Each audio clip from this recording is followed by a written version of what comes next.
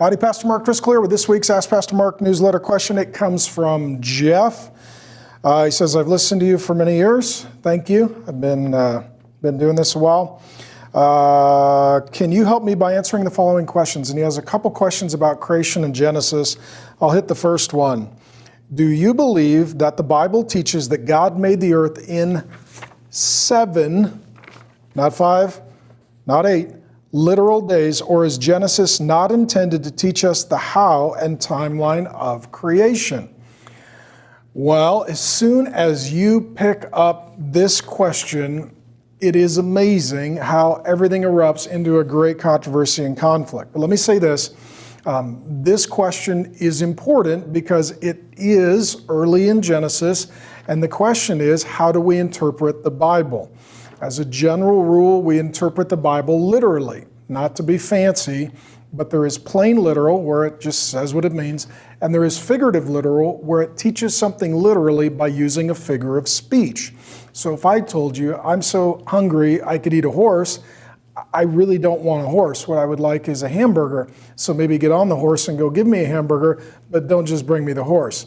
And so we use metaphors, language, figures of speech. The big debate in Genesis is, particularly around Genesis 1 and 2, the creation account. Do we take it literally, plain literal, or figurative literal? And different Bible-believing, Jesus-loving Christians will come to different conclusions. I would hold this in an open hand, not a closed hand, but if you hold this in the closed hand, bam, you tend to like to fight over this issue. I'm not encouraging that.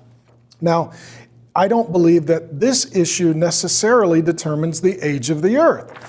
I am not a Hebrew expert. I went to public school. You get what you pay for, and this video is free.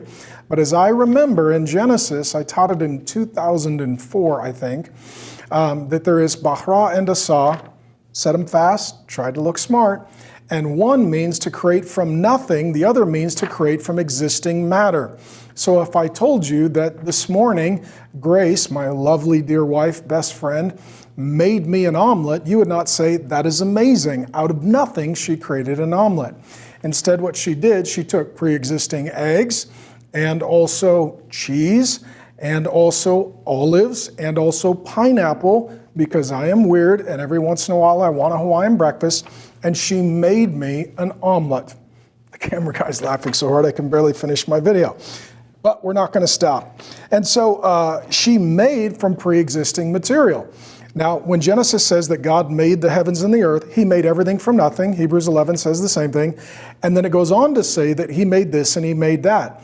But it's a different word, and they both say made oftentimes in our English, so we think it's saying the same thing. It may not be the case. What that may mean is that God made the world, and then at one point he took what he had already made, and it was barren wasteland, and he prepared it, made it habitable for human life, and he did that in 7 literal days.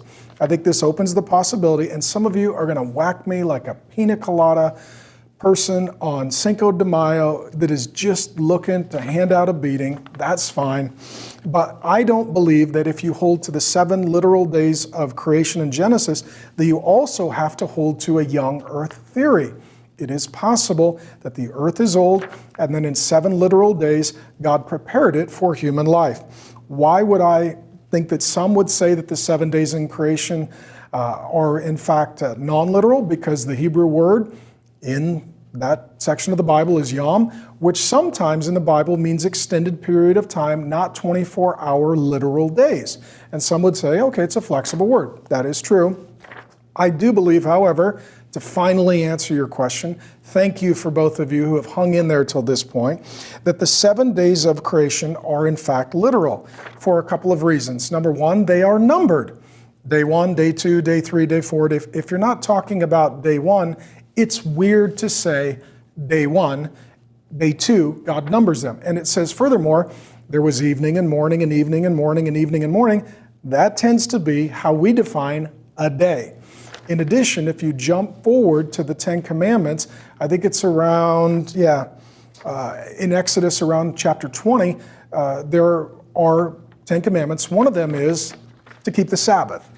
And it says, in 6 days God labored, and on the 7th day God rested. Well, that seems to be referring back to Genesis, the creation account, that we are to have a 7-day week, predicated and based upon God's example, working for 6 days, resting on the seventh day, and that is why we have, in fact, a 7-day week throughout much of the world, much, if not most, of the Western world. So there you go. Thanks for the question. For all of you who have strong opinions on these things, congratulations. Feel free now to comment and have fun. And if you got a question, send it to hello@markdriscoll.org.